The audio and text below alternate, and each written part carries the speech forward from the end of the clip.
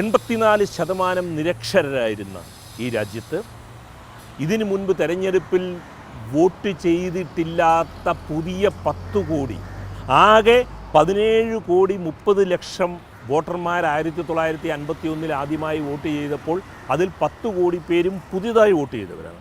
സമുദായങ്ങൾ തമ്മിൽ സ്പർദ്ധയും സംശയവും നിലനിന്നിരുന്ന കാലം, ആ കാലത്ത് സമാധാനപരമായി 1951 ഒക്ടോബർ മുതൽ 1952 ഫെബ്രുവരി വരെ നടന്ന വിവിധ ഘട്ടങ്ങളിലായി നടന്ന തെരഞ്ഞെടുപ്പുകളുടെ ചുക്കാൻ പിടിച്ചതും അതിൻ്റെ എല്ലാ സിസ്റ്റത്തിൻ്റെയും അസ്ഥിവാരമിട്ടതുമായ ഒരു ബംഗാളിയെക്കുറിച്ചാണ് ഞാൻ പറയുന്നത്, സുകുമാർ സെൻ. നാം 2024 അദ്ദേഹത്തിനെക്കുറിച്ച് എഴുന്നേറ്റ് നിന്ന് മാത്രമേ സംസാരിക്കുക.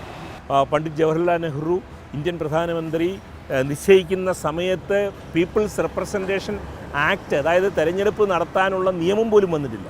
അതിനുശേഷം ആ നിയമം ഉണ്ടാവുകയും ഇന്ത്യയിൽ തെരഞ്ഞെടുപ്പ് നടക്കുകയും ചെയ്യുന്നുള്ളതാണ്.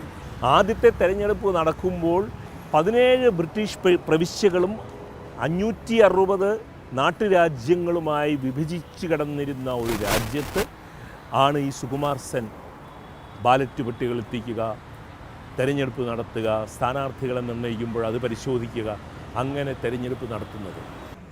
ജനങ്ങൾ തെരഞ്ഞെടുപ്പിൽ പങ്കെടുക്കാൻ തുടങ്ങിയതിന് ശേഷം അമേരിക്കയിൽ 144 വർഷത്തിന് ശേഷമാണ് അമേരിക്കയിലെ സ്ത്രീകൾക്ക് വോട്ടവകാശം ലഭിച്ചത്.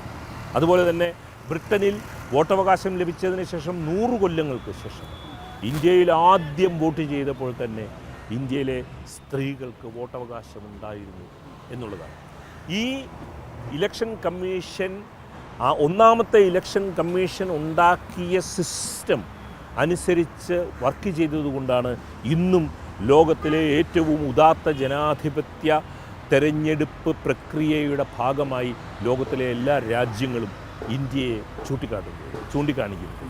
അതിലൊരു തെരഞ്ഞെടുപ്പിൻ്റെ വിശ്വാസ്യതയൊക്കെ പ്രതിപക്ഷം തന്നെ ചോദ്യം ചെയ്യുന്ന ഒരു കാലം എന്നുകൂടി നമുക്ക് ഈ തീർച്ചയായിട്ടും ഈ സുകുമാർ സെന്നിനെയും TN ശേഷനെയും ഓർത്തുകൊണ്ട് മാത്രമേ ഈ പുതിയ സംശയങ്ങൾ ഇന്ത്യയിലെ തെരഞ്ഞെടുപ്പ് പ്രക്രിയയിൽ ഇന്ത്യയിലെ പ്രതിപക്ഷ കക്ഷികൾ പുലർത്തുന്ന സംശയങ്ങളെ ഒക്കെ നോക്കിക്കാണുമ്പോൾ 1948 ബാബാ സാഹേബ് അംബേദ്കർ പറഞ്ഞ ആ വാചകം വീണ്ടും നാം ഓർക്കണം.